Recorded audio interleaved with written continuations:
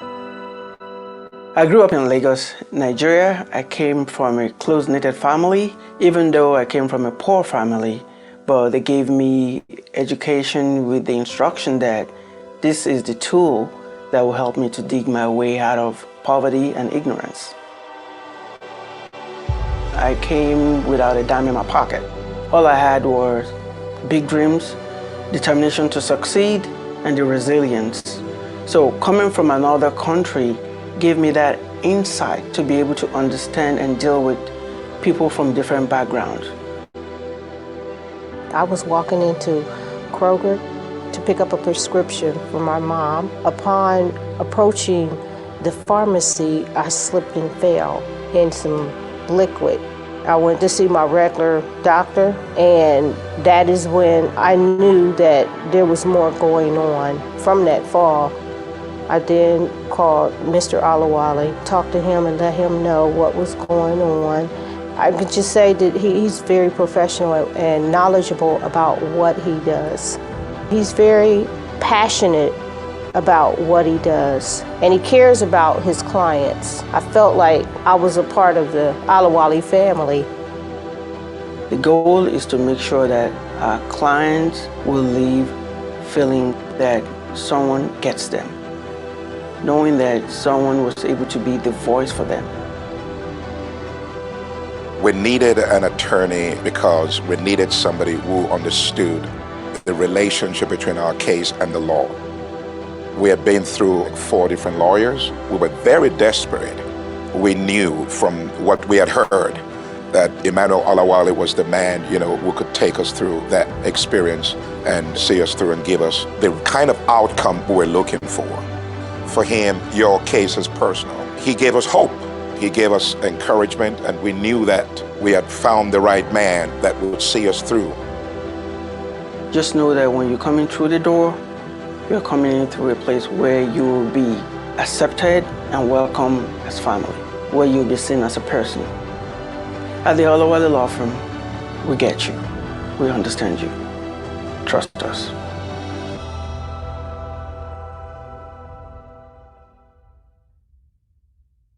Welcome to another interesting episode of Legal Angle with Emmanuel the Law Olawale. And I have my guest today is a Spanish-speaking attorney in Central Ohio. Her name is Delilah Nuñez. Welcome to the show, Delilah. Thank you so much for having me. It's an honor to be here with you and your listeners. Oh, thank you for being on the show. Can you tell us more about yourself? Who is Delilah? Absolutely. Like you said, my name is Delilah Nuñez. I was born in Chicago. My parents are from Puerto Rico, so that makes me a proud Latina. I am a first-generation college student.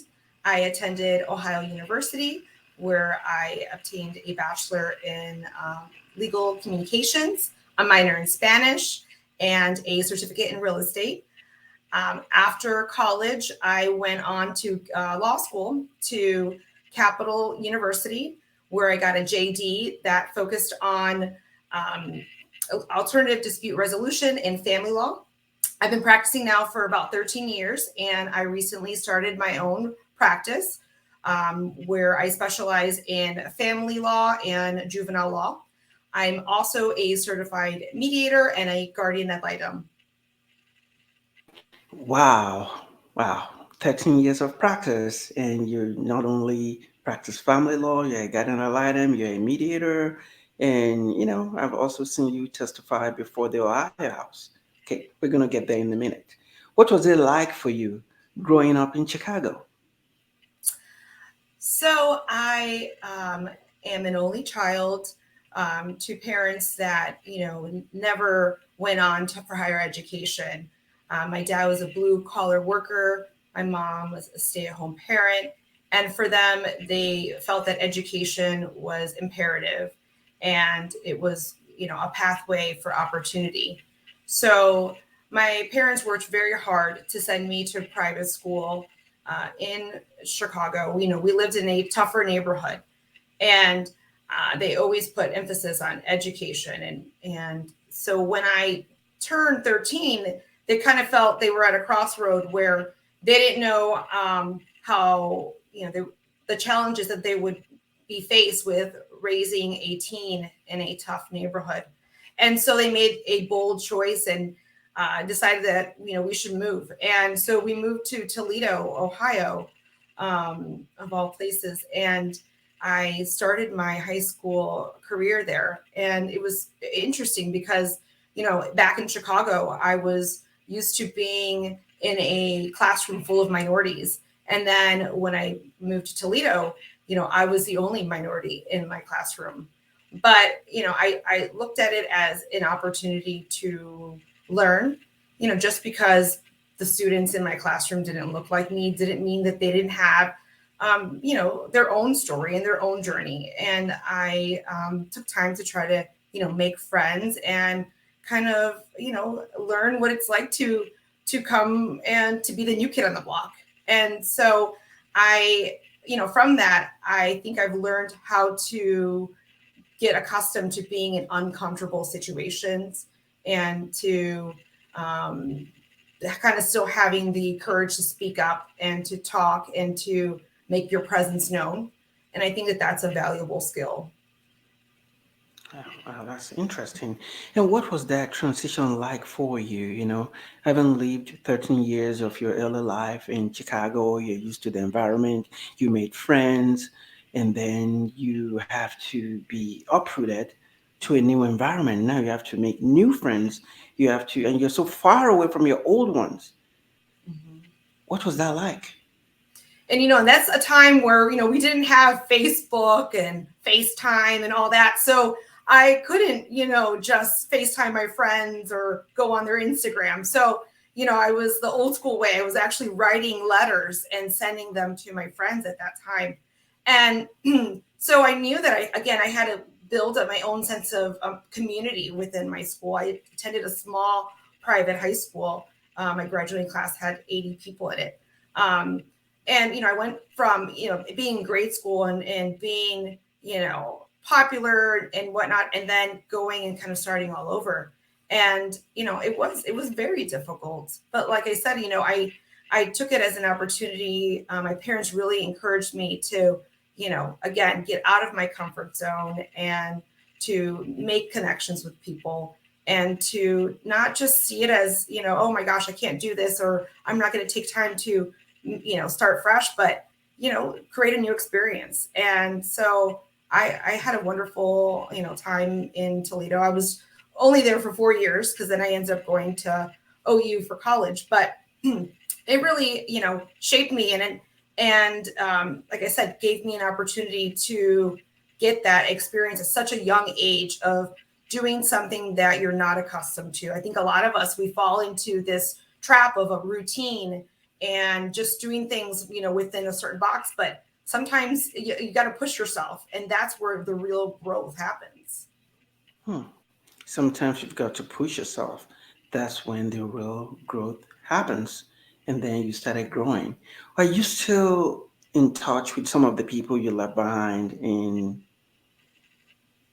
Chicago? Yes, it's wild because my graduating class, we were so close, 8th grade class, that we still keep in touch, and we have our own little Facebook group, and we try to do reunions, and I've had a couple of them come visit me, now here in Columbus. And so we are extremely close and tight knit.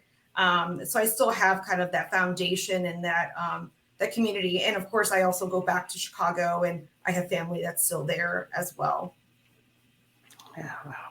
So what was it like growing up in what I can term a Puerto Rican household or an Hispanic household, and then going out there to the dominant culture? What was that like for you? Very different because my parents were wildly strict. So, like I said, education was everything for them. So they didn't want there to be any kind of distraction. So, I wasn't allowed to, go on dates, or I wasn't allowed to have, go on sleepovers. And my parents were so strict with me. And, at the time I didn't, I was, a disgruntled teen, upset about it. But I see what they were doing. I understand what they were doing. They, again, didn't, go to college. My dad didn't even graduate from high school. And so they did what they could in order to make sure that I was on track and focused. And so, yeah, I just threw myself into learning and reading and all those things in order to make sure that I make it to college. Well, I think I should have you talk to my daughter because right now she can understand why she can have sleepovers. So it sounds like you're a strict parent too. Well, she'll have her own story to tell. No Oh my sleepovers. goodness. Wow. So, what are those values that you saw in your parents that shaped your philosophy about life, about culture, and about education, and about your career? I what I value and I think what I learned from them is that hard work pays off. There is times where you have to put in the work, and that may mean missing that fun activity, that social time, or hanging out with your friends, but at the end, you'll get to do all of that later, but you have to invest in the hard work. And then also, I think later on in life, as I went on with my education, and I think my parents kind of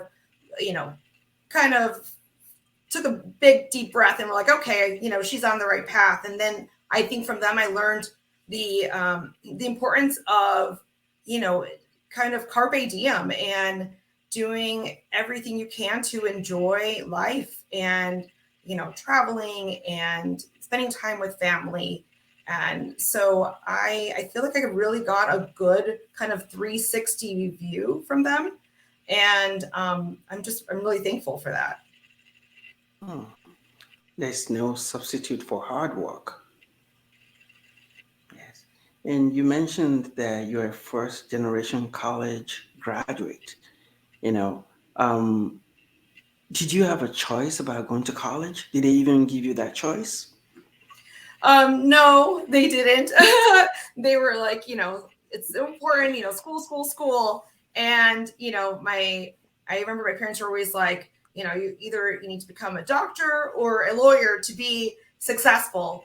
And, to me, I thought I was like, oh, this is a challenge. I want to do it. But then, I, I asked my dad, I remember saying, okay, well, how long does it take to be a doctor? And when I found out, I'm like, okay, that's way too much, but yeah, let me try this lawyer route. So, and, I naturally fell into wanting to become an attorney. I really didn't know what it was, and I'm talking about when I'm like in first, second, third grade, I wasn't into watching, Law and Order or anything like that. I just knew it was an important job, and it was fighting for people and for rights. And I wanted to do that. And so, as time, went on, then I found out, more about what was involved. And thankfully, I still felt that calling to do that. Wow. So, did you have a particular point in time like this revealing moment that you realized, you know what, I wanted to be a lawyer? Or was it just something that happened over time? I feel like it happened pretty quickly, but I didn't know exactly what type of law I wanted to practice. I remember when I was in law school, I had an opportunity to clerk for a large firm, and that firm represented clients in all different types of areas of law. And so the way the program was set up is that every week they would introduce you to a new area of law. And, went through all these different types of law, corporate, tax, and none of it kind of spoke to me until I got to family law. And that's where I felt, okay, this is what I want to do. I want to be the voice for people. I want to help them. I felt like there was an actual client and someone that I could actually help versus, if I was doing corporate law, I wasn't, there wasn't no per se client that I could interact with. And so I remember that moment very clearly. And I said, well, I want to explore this. And that's when I started taking a lot of family law courses and ultimately got that specialization in family law. Thank you. And in college, you majored in legal studies and minored in Spanish. Even in your choice of what you decided to do in college, you acknowledge your Hispanic roots. How did you come about this choice? Well, so growing up in Chicago, everyone where we lived spoke Spanish. My dad didn't speak English, and that was not a hurdle in Chicago. Everyone spoke Spanish. And so then when we moved to Toledo, no one spoke Spanish. And so I saw that contrast. And honestly, my Spanish kind of got a little rusty from not using it, outside of the house. And I knew that I wanted to revisit that and work on fine tuning my Spanish. And so when I went to OU, I knew that they had a program where I could study abroad. And, I had never traveled to Spain, and I knew my ancestors were from there. So I took advantage of that program and, learned more about the history and the culture. And I knew that I wanted to implement that somehow, didn't know exactly, into my future career. Wow. So it wasn't like you evolved into embracing that part of you. It's always been a part of you. You just grew into it. Yes. Yeah. I know. I remember when my first job out of law school, my boss, he encouraged me to try to get Spanish speaking clients.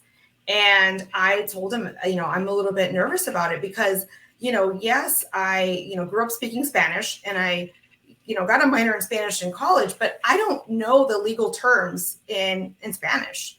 I don't know how to say that. And he said, no, you're missing the point here. If you speak Spanish to them, you're taking the discomfort from them of having to speak English, and they will appreciate you so much more. And also, you don't have to know these words, these legal terms in Spanish. You just have to be able to describe what they are to them. And so that kind of gave me the confidence that, you know what, okay, I'm gonna, speak Spanish and kind of build this rapport with these clients. And I'm telling you, it was life-changing. I built like this connection with these clients, and they really felt that I understood what they were going through. I had my past similar to what they had been through. And from there, that was kind of like the stepping stone for me to be like, you know what, I need to focus on helping the Latino community. That differentiates you. And I see that you are, emphasizing that even in the practice that you just started. That's correct. My website, I have it where like on the upper right hand corner, you can switch it to Spanish, and like I mentioned to you, I was shocked as that I'm the only Spanish speaking guardian ad litem in Franklin County and also neighboring counties as well. There are a handful of other family law attorneys that speak Spanish, but it's a very small number of us. In college, when you decided to pick legal studies as your major, were you aware, or have you decided at that point that you're going to be going to law school afterwards? Yes. So I remember when I was trying to decide where I was going to go to college, making sure I could find out about, what programs that they had that would set me up for college. And so what particularly drew me to OU was their legal communications program. So in that program, we actually learned how to brief cases and we read case law, and I felt like it was such a good introduction to what law school would be like.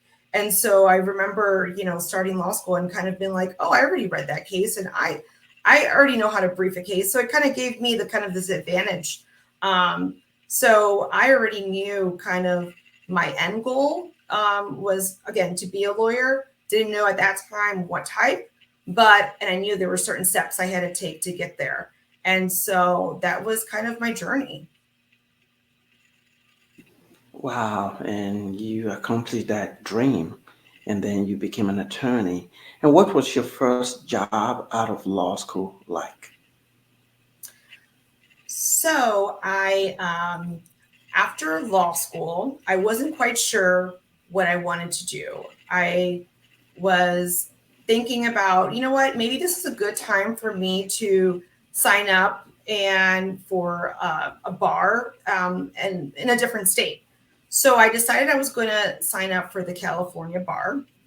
As you know, Emmanuel, when you graduate from law school, most people take the July bar. And so I decided, you know what, I'm going to just sign up for the February bar, give myself some time.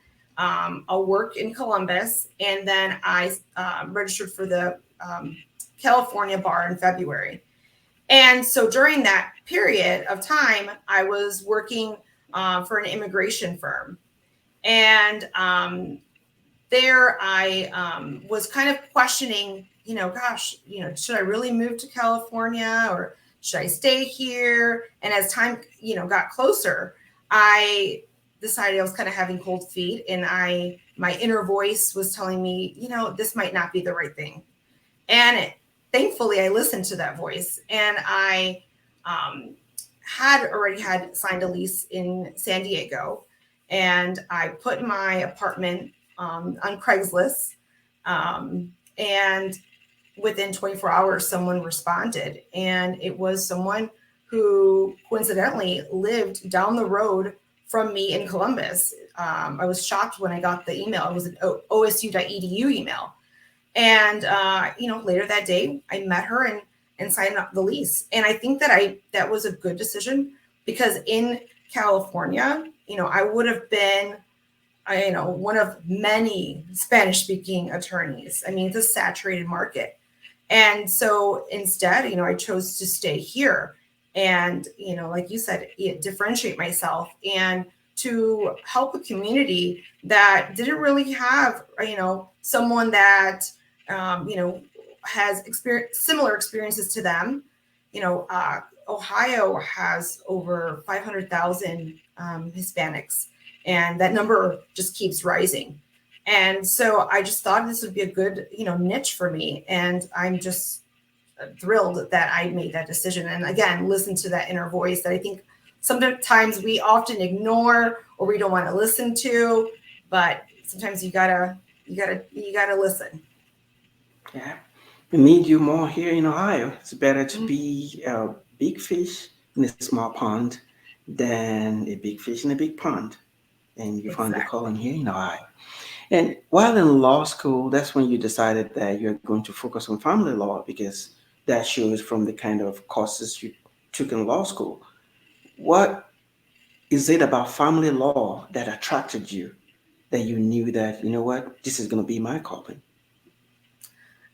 I just really enjoyed the one-on-one interaction with the client, and, sitting down and hearing their story and being, their advocate and helping them through a difficult situation and kind of being there to see it through. Kind of like where I mentioned earlier, you don't really get that when you're doing some kind of transactional work, or if you're working for a large, in-house corporate job. And so I think for me, I that's what I wanted to do. I wanted to make more of a direct impact and work on a kind of one-on-one basis with someone. And you also work as a guardian at Litem. Can you tell us what that entails? Sure. So a guardian ad litem is a court-appointed advocate that is entrusted to make a recommendation as to the best interest of a child. And so, that's, what does all that mean? Basically, to break it down, let's just say, take a scenario where there is a mom and a dad, and they are in court fighting over custody. And mom is saying that dad is a drug addict, and dad is saying, mom is a neglectful parent because she has a bunch of mental health issues. So the court doesn't know, who's telling the truth, what's really going on. And so they will appoint someone to be kind of the extension of the court, kind of being like the eyes and ears, have the boots on the ground, and to do an investigation as to all the pending allegations. So with that includes, talking to both of the parties, and, talking to teachers, talking to the children, and going to each of the parents' home. And then at the end, making, again, a recommendation as to custody and parenting time. And so, I've felt very called to this type of work, to be, an advocate for children and be the voice for the voiceless. But, there is a lot of danger associated with this type of work. As I mentioned, basically when you decide to become a guardian ad litem, you become part of this list, and the judges will automatically decide how, they're going to pick someone randomly to be the guardian on a case. So you're walking into this case not really knowing what's going on, what are the issues. It's not like, you have the luxury of vetting them out or deciding, oh, this case is not for me. You just don't know what you're walking into. And, I always say that, there's times where you see people and they act a fool in the courtroom in front of, someone who's behind a bench in a black robe. Can you imagine when, you're a guardian and you're wearing plain street clothes and you're walking into their house and you're looking in their fridge and you're asking questions about their mental health and their finances and their love life, and then making recommendations that they go, get tested for drugs or, seek some other intervention. Tensions run very high, and you kind of put yourself at risk. And unfortunately, I experienced that firsthand. I was appointed on a case where I was to be the guardian for 4 children. There was some allegations of child abuse and also domestic violence. I worked very hard to build rapport with my wards, and slowly they started to reveal what was really going on. And, they learned to trust me. And through that, I was able to advocate for them and help them through that case.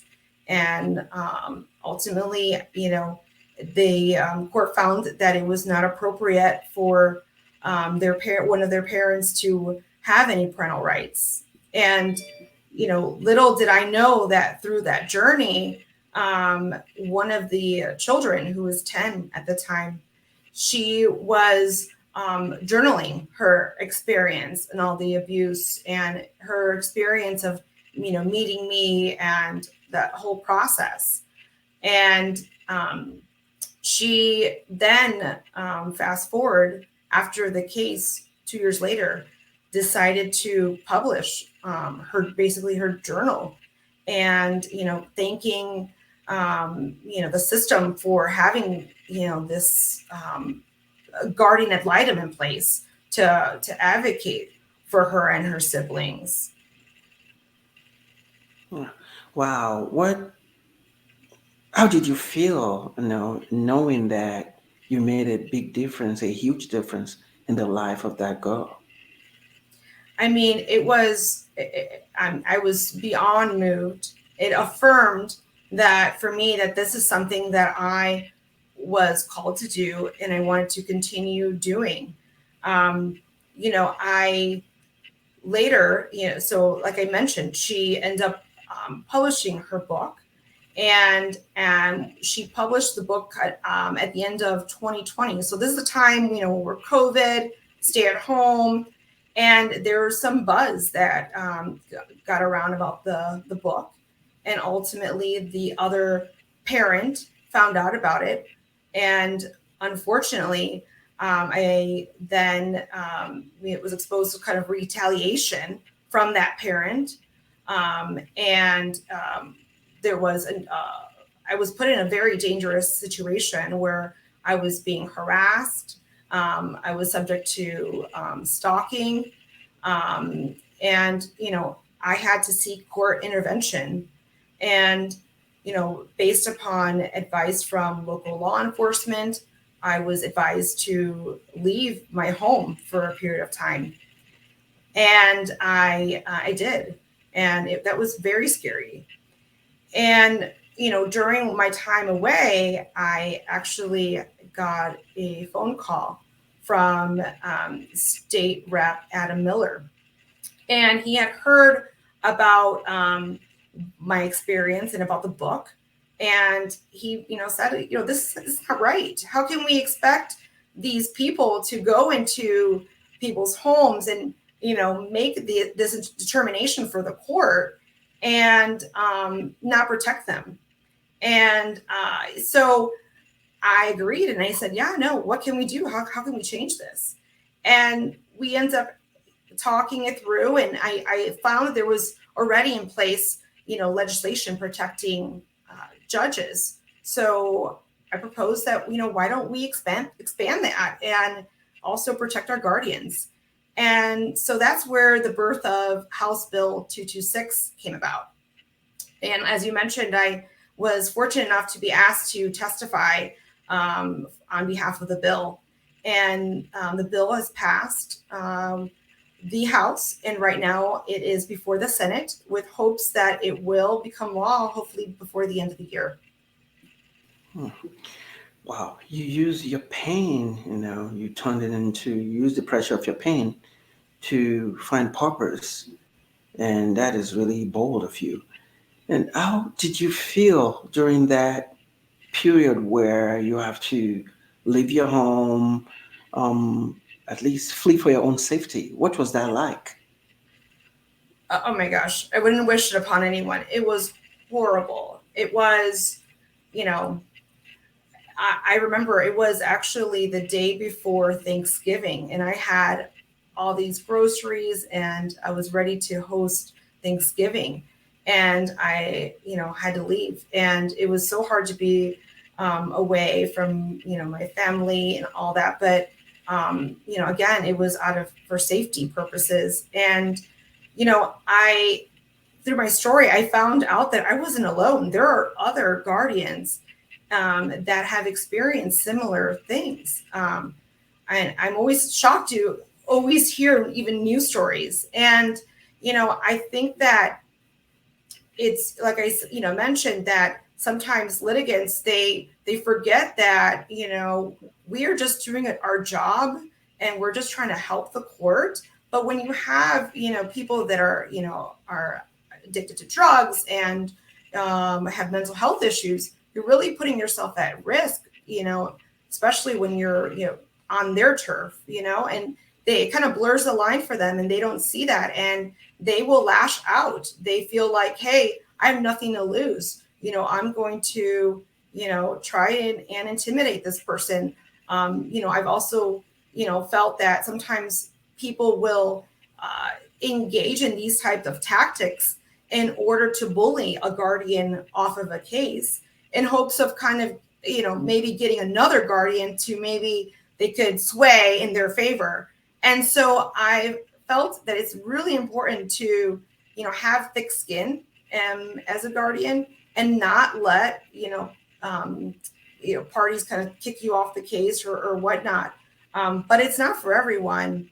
And so, again, I just think that it's so important that we vocalize that, hey, we're going to protect our guardians. So when, the court appoints a guardian, I think it's important that the court also say, this is a an officer of the court, that you are to cooperate with their investigation, and you're also to respect this person.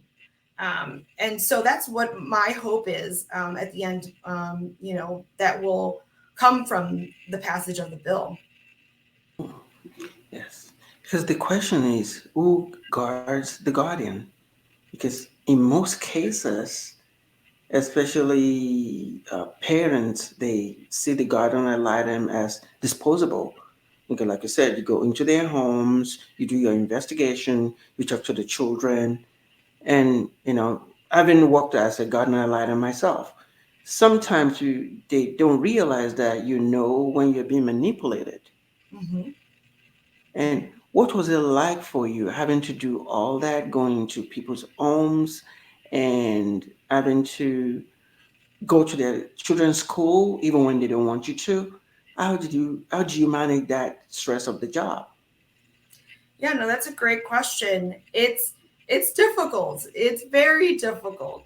The tensions are so high, and there'll be a parent that's trying to almost kind of maneuver or try to make you see only things that they want you to see and not dig too deep. Sometimes they will use tactics to kind of tire you down, so that you kind of lose interest in trying to uncover things. There's so many strategies that I've seen people employ, and I think that's it's very helpful to have experience to be able to kind of weed through that. And also, there's a lot of, fortunately, we are required to do a lot of CLEs, continuing legal education, that help us understand different types of mental health disorders. And I think that helps in knowing how to manage a particular personality or someone, again, that's dealing with a particular mental health diagnosis. But yeah, it's not easy work, and I think sometimes it's overlooked. It's important that our children have a voice and that they are heard, and that we give them opportunity to kind of, you want them to be involved in the process, but not too involved. This is an adult situation, a custody case, but there's often times where I've seen that parties are so into themselves that they forget, hey, we have a child involved. And that's where I could step in and say, you know what, I think that it'd be best if during this case we have your son or daughter be linked to a therapist. And it's great. And I've had so many children tell me, oh my gosh, thank you so much for, linking me with so-and-so. I really enjoy this person. I've learned so much. I've been able to, deal better with the divorce, or even like deal with peer groups and stress and things like that. So again, I think the guardian is there to help kind of redirect focus, because sometimes parties can get lost, fighting over the other stuff, the assets, and being upset with the other party, instead of kind of making the focus the children. Yeah, that does happen. And thank you for doing what you do. Yeah, can you tell us about House Bill 226? Absolutely. So the bill was introduced in June 2021. A number of individuals went and testified, myself included. There's also an organization called CASA, which is a volunteer organization that puts lay persons in touch with different cases so they can act as guardian ad litems. So we kind of did a joint effort in saying, the legislation should cover both court-appointed paid guardian ad litems and also the layperson guardians who are actually just volunteers. And the bill was received very well, and it's passed by unanimous vote. And so again, it's being reintroduced now before the Senate. It was actually 11 days ago, it was reintroduced. And the goal, hopefully, it will become law before the end of the year. And it basically took a already existing statute that covered judges, and it basically expands that to offer the protections to the guardian and making it a crime to intimidate, bully, and stalk or threaten the life or safety of a guardian at Litem. Because we need guardians that are going to make the tough recommendations and not kind of be afraid to. But how can they do that if they don't feel that they're safe to do that? Sure, this law isn't going to fix everything, but again, I think it's important to have the conversation to make it known to people that it's not okay to do this. It's simply, it's not right. These guardians are, like I said, some of them are volunteers. They're just trying to do what's right by these children. And so I'm very excited that, this bill is getting a lot of support, and that, hopefully it's going to, minimize the incidents that I experienced. And because unfortunately, at least in Franklin County, we've seen a decrease of the number of people that are doing this type of work. And so what ends up happening is that the number of people available to do this work is smaller and smaller, but then their caseloads are getting bigger and bigger. So then they don't have enough time to thoroughly investigate each of the cases because, they got to move on to the next one. So, again, I think that if with this bill, we can kind of give that comfort to people that maybe want to become a guardian, and also assure the ones that are already guardians to remain in this type of work. Thank you. And what was it like for you having to go before the committee to relive your experiences? Because this is when you're not talking about going to the beach, you're not talking about going to a restaurant, you're talking about something that happened that threatened your safety. It was, very, very, very nerve-wracking. It's difficult because I have to kind of relive everything that I went through. But I knew that it was very important for me to stand before the committee and to explain my journey and explain the inspiration. And, I kind of, felt so inspired by the child that wrote the book that kind of gave me the courage to do it and the courage to speak out. I'm so impressed, that this, 10-year-old, wrote down her experience and then, ultimately published her book. And I just kind of gained from that, the courage, and I didn't want to just cower down.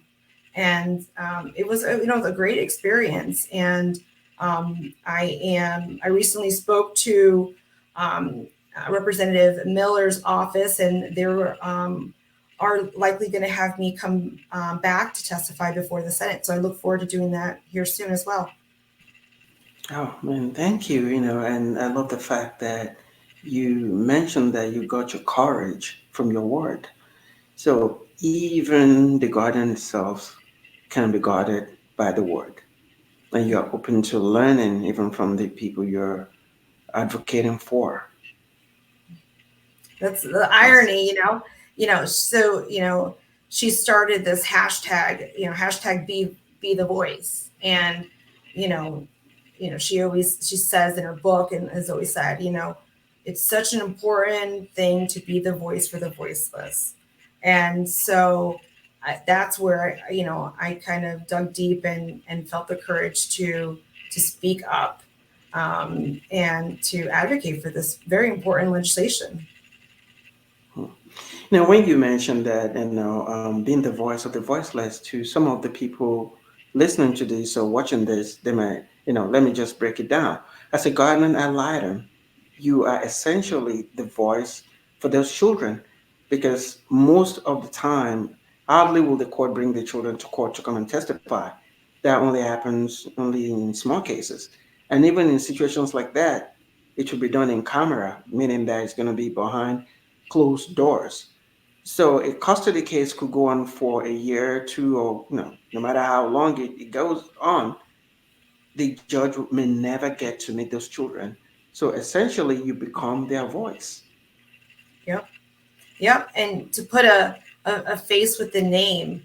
And it's, I mean, it's so interesting. It's one thing when you like read, on paper about, you know, what's going on in a case or about a child, but then you kind of, as a guardian, you step into that role into their lives.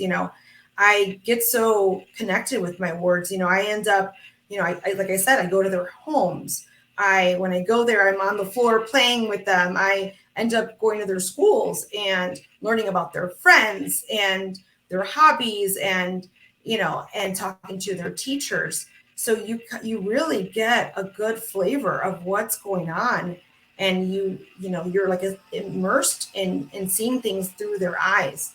It gives you such an interesting perspective, and seeing them in the different, at mom's house, and seeing them at dad's house, and how sometimes they can act completely different.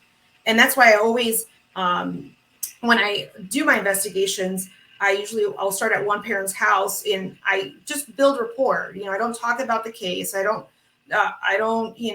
just there basically as a friend visiting, and I'm just trying to get to know them. And I'll do the same at the other parent's house. And it's not until I go into their school, which I see as the neutral territory. It's like their home base, that I then ask the tough questions. And because I feel that they get the assurance that, hey, no one's listening. This is a safe place. And because I am concerned sometimes, going into the homes, if parents are listening or what influence, because, I'm always concerned that the backlash that the children can experience as a result of disclosing too much, and that's what happened in that case that I told you about, where, the more and more that the children got comfortable with me and telling me more, that other parent was threatening them and saying, hey, if you continue to tell her, I'm going to hurt you, I'm going to do this, and I'm going to kill your other parent. I mean, it got to that extreme. And so it's so important to take the time to build that relationship with these words. And that's like what I said, Emmanuel, about, I'm concerned about that less and less people are doing this type of work, because, if you get appointed on these cases, you don't get to pick how many cases you have. You just get thrown in all these cases. And if you don't have the time to put in to build that baseline and that connection, you might miss, what's really going on. Because, children aren't the easiest to open up, so it takes some finesse. Yeah. And most often times when guardians get appointed, it's already a mess. Because if Oh, yeah. parents can figure it out, they wouldn't need a guardian. And most often times too, you become the only neutral adult in that child's life. Because the parents will have their attorneys who are advocating for their side. You have the parents who are fighting, and the children are always in the middle. So the only person who's kind of neutral is always the guardian ad litem. And then Yeah. parents will try to sway you to go one way or the other. So it's really a noble, it's really a noble job. And only a few people are meant for sacrifices like that. It actually involves sacrifice, because Yeah, no, otherwise you can get drawn into the vortex of the drama. exactly that. And I, like I said, being the only Spanish speaking guardian ad litem, there's that cultural part of it too, that I go into these homes, and there's that, that's a whole nother level of drama. And it's so nice when the kids, they see that, okay, I understand, what it's like to be in a Spanish household. I understand, their language, and they like to see that there's someone that kind of, relates to them, can speak their language. And so I find that part to be also very, very rewarding. And so, like, again, I just feel very called to this type of work, and I'm very passionate about it. And you're called. And recently, you just opened your practice. Tell us That, about what inspired you to open your own law firm. so when before opening my firm, I was working for an immigration firm. And early on, I felt that, I still remember I wanted to do family law, but this was, the job that I got. And my boss was such an amazing mentor, and he encouraged me to, explore family law and while still doing the immigration side of things. And because there is kind of a connection there. And my cases, family law cases started to increase. And, my attention was more towards the family law side.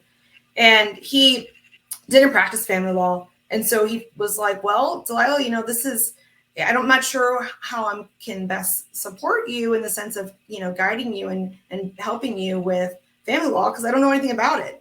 And so he's kind of started to put in that little, the thought about, well, maybe I should explore that and to go on my own. But I was terrified to go on my own, and didn't think I could do it. And he really, truly, encouraged me and helped me.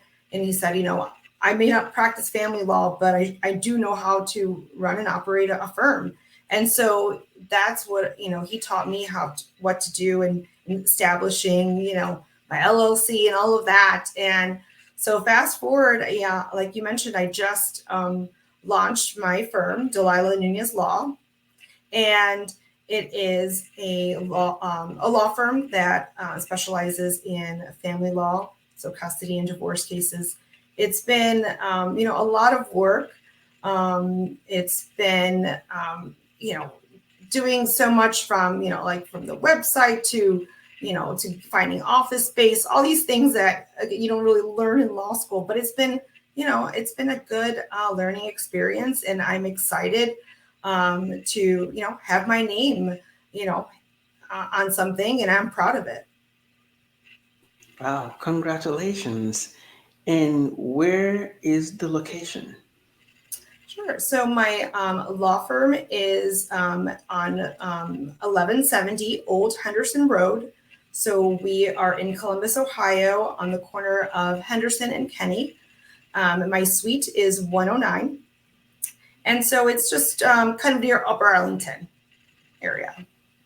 Okay. And can you tell us about the kind of cases you'll be taking and the kind of people you'll be helping? Sure.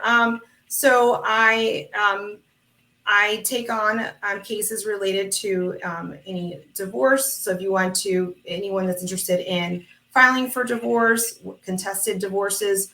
Also, I do dissolutions for folks that already know the terms of how to end their marriage. They just need someone to guide them through the process.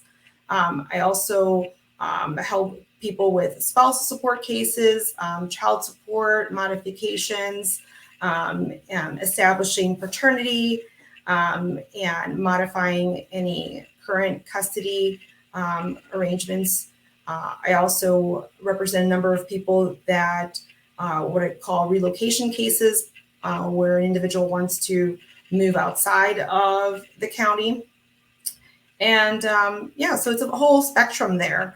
And I, on my website, folks can, read about the different areas. And I see you have my number on the screen, and I invite people to also, they can call to set up a consultation with me, or on my website, there's a feature where you can easily just do it online and schedule and get on my calendar. Happy to talk to folks.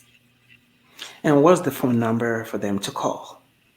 So my number is 614-437-9920. Again, And the the number is website is, 614. oh, go ahead. 614-437-9920. And you are going to mention the website. Yes, the website is DelilahNuñezLaw.com. And you can also follow me on Instagram at lawyer.delilah. And we are also on Facebook under Delilah Nuñez Law. Okay. What was your first day like owning your own practice? Day one. Day one, not good because, I'm used to, again, I was trained to be a lawyer, so to practice law and all of that. And it was not that. It was, the logistics of, oh my gosh, is the phone system working? Is so and so showing up on time? It's, they're late. Kind of the operational side. So the first day, it wasn't really focused on lawyering per se. It was more on the operations. But, I think that, as time has been going on and I've been still, been in this transition period, it's been good. It's been just knowing, okay, it's not, as a business owner, you have to embrace the fact that I'm not going to be only working on lawyering. I have to work on, ensuring that the foundation is solid and the operational side is good, because only from building that strong foundation can then you build on top of that. So that's been a learning experience, a good learning curve, but I've enjoyed it. Thank you. And what does coming on this show, Legal Angle, means to you? Well, Emmanuel, I've seen the guests that you've had on the show, and the Legal Angle roster and of alumni, and I'm so honored to be on this show because I respect so many of the people that you've had on this case or on this podcast, and I've had the pleasure of working with some of them. So to be amongst them is again an honor and a privilege. And, I want to thank you for giving me the opportunity to be on the show. And I also want to take a moment to kind of, give you some big props. I've been following your legal journey, and, I saw that when you at the summit, when you won your G-Wagon and how you talked about how you manifested that. And I mean, that gave me chills. I could relate to that. And I know that you've recently also made a scholarship endowment to our school capital, and I just wanted to applaud you for that. So thank you for everything that you do for the community, and thank you for having me on your show. Oh, thank you, and thank you for thanking me, and thank you for coming on the show. It's a pleasure to have you talk to the audience of Legal Angle, and I appreciate what you do in the community as well, advocating for the voiceless, putting your face out there, and fighting for the guardians. Because the question is, who is going to guard the guardians?